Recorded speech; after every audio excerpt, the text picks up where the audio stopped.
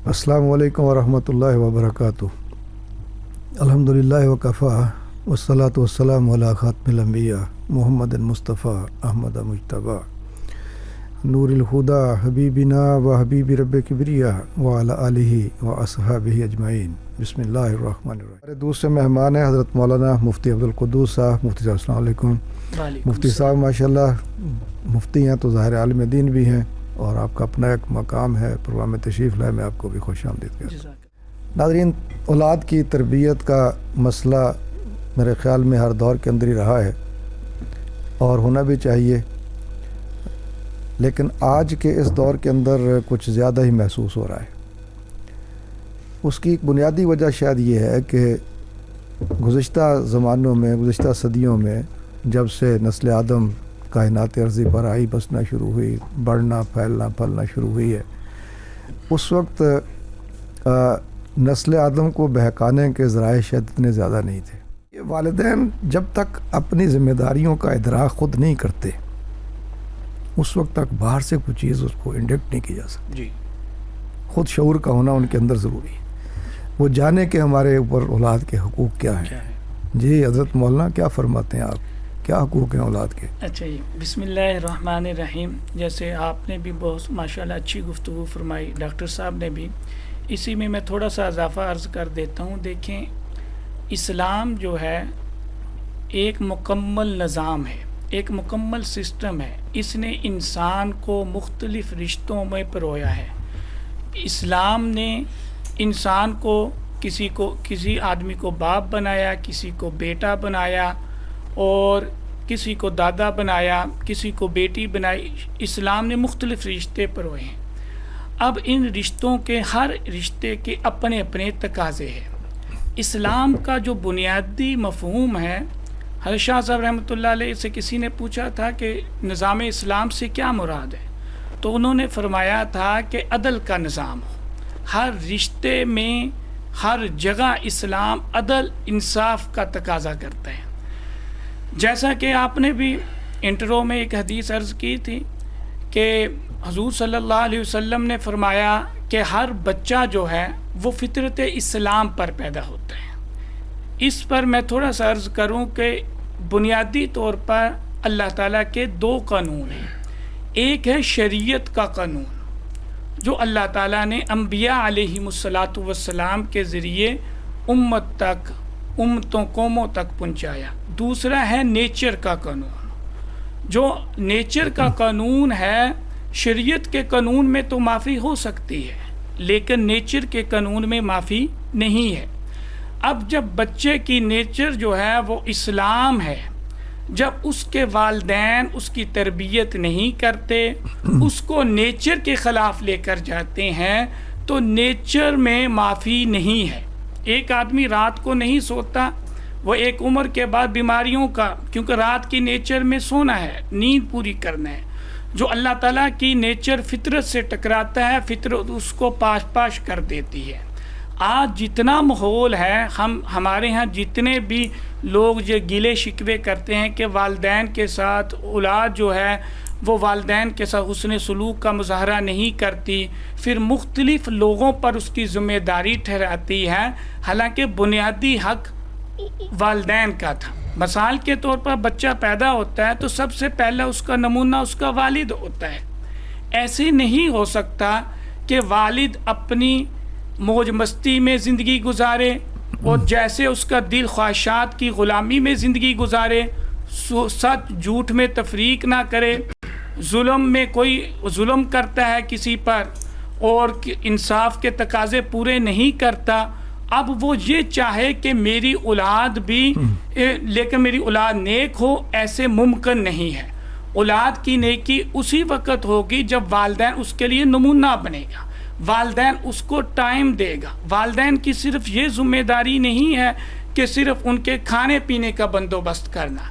वालिदैन की जो ज़िम्मेदारी है उनका अच्छा नाम देना, उनको अच्छी शोहरत देना, उनके लिए अच्छा नाम रखना।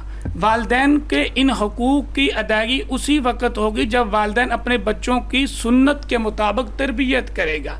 हज़रत अब्दुल्ला बिन उमर रज़ी अल्लाह तआला अन्हुमा फरमाते हैं कि हम जवान बच्चे थे, जवान हुए, جوان کیسے ہوئے؟ ہم نے رسول اکرم صلی اللہ علیہ وسلم کو نماز پڑھتے دیکھا، اپنے والد کو نماز پڑھتے دیکھا.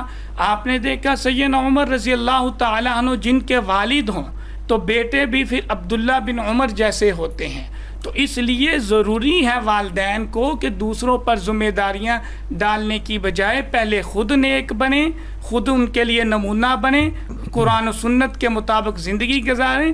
انشاءاللہ آگے جو آپ کی اولاد ہوگی وہ بھی آپ کے ہی اتباع میں نیکی کے رستے پر چلے گی. بہت اچھا جی مولانا، آپ نے والدین کی ذمہ داریاں فکس کر دی ہیں اور اولاد کے جو حقوق ہیں ان کا بھی ہلکا سا تذکرہ کر دیا ہے کہ ان کا اچھا نام رکھا جائے. اولاد کا حق ہے کہ ان کے اندر عدل کیا جائے، جیسے آپ نے عدل کی بات کی ہے، اور اس میں بھی نبی صلی اللہ علیہ وسلم کا نمونہ اور حدیث ہمارے سامنے موجود ہے کہ ایک شخص نے کہا میں اپنا ایک مال اپنے بچے کو دینا چاہتا ہوں، تو آپ نے کہا یا سب کو دے رہے ہو؟ اس نے کہا نہیں. تو آپ نے فرمایا میں ظلم پر گواہ نہیں بن سکتا. تو بچوں کے درمیان میں جب والدین عدل نہیں کریں گے، یعنی یہ اولاد کا حق ہے ماں باپ کے اوپر کہ ماں باپ ان کے درمیان عدل کریں. تو حضرت مولانا صرف اگر باپ کو سنگل آؤٹ کریں، آج کل یہ بھی ٹرم ہوتی ہے نا کہ یہ سنگل آؤٹ کر دیں گے اس کو، اس طرح کا سنگل آؤٹ نہیں، ذمہ داریوں کے اعتبار سے. تو باپ کا کی کیا ذمہ داری بنتی ہے پرٹیکولرلی کہ باپ کو کیا کرنا چاہیے؟ دیکھیں جی، یہاں تک صرف باپ کی ذمہ داری ہے نا، باپ کی سب سے بنیادی ذمہ داری ہے کہ جب وہ بچے کو دوستانہ ماحول دے اور بچے کی عزت نفس کا خیال رکھے. بچہ جب پیدا ہوتا ہے تھوڑا سا بڑا ہوتا ہے، اس کی بھی ایگو ہوتی ہے.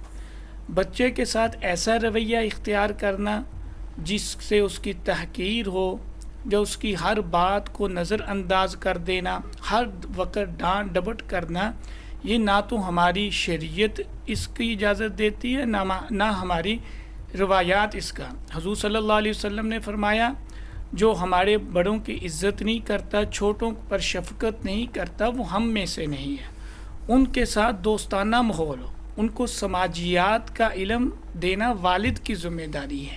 جب ان کے لیے استاد تلاش کریں جس نے اس کے بچے کی تربیت کرنی ہے، اس کو تعلیم دینی ہے. امام ترمذی رحمۃ اللہ علیہ نے فرمایا ہے، امام ترمذی کا قول ہے کہ جب تم اپنے بچے کی دیکھو کہ استاد تلاش کرنا ہے تو سب سے پہلے یہ دیکھو کہ وہ جو آپ کے بچے کی نفسیات کو سمجھ سکتا ہے، وہ آپ کے بچے کو پراپر وہ ماحول دے سکتا ہے جو آپ اس سے تقاضا کر رہے ہیں.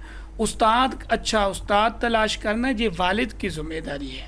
اسی طرح والد کو چاہیے کہ اس کے ساتھ ایسا رویہ اختیار کرے کہ وہ بچہ والد سے آ کر ہر بات شیئر کر سکے. ایسے نہ ہو کہ والد وہ کوئی بات کرنا چاہ رہا ہے اور والد صاحب ایسے آگے اس سے تھانے دار والا جیسا رویہ اختیار کریں اور وہ بچہ کسی سے بات نہ شیئر کرے. ہمارے معاشرے کا سب سے بڑا المیہ یہی ہے. آپ حضور اکرم صلی اللہ علیہ وسلم کے مزاج کو دیکھیں، سیرت کو پڑھیں. ہمارے ہاں یہ بھی مسئلہ ہے کہ ہم دین کو فالو نہیں کرتے. سب سے اہم چیز ہے کہ ہم سیرت نبی صلی اللہ علیہ وسلم کو ہم نے چند موٹی موٹی چیزیں یاد کی ہیں، وہی بچوں کو ہم سکھاتے ہیں.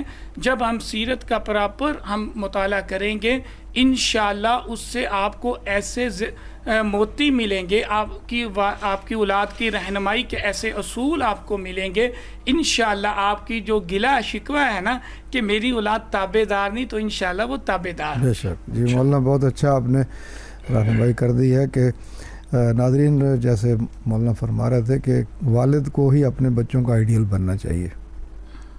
بچے آئیڈیل کہیں اور سے نہ تلاش کریں، ان کو پتہ چلے کہ ہمارا باپ سچ بولتا ہے. یہ باپ کی ذمہ داری ہے. اگر گھر کا سربراہ جھوٹ بولے گا تو سارے جھوٹ بولیں گے. اور سب سے بڑی ذمہ داری جو بحیثیت باپ کی ہے وہ اولاد کے لیے رزق حلال کمانا ہے.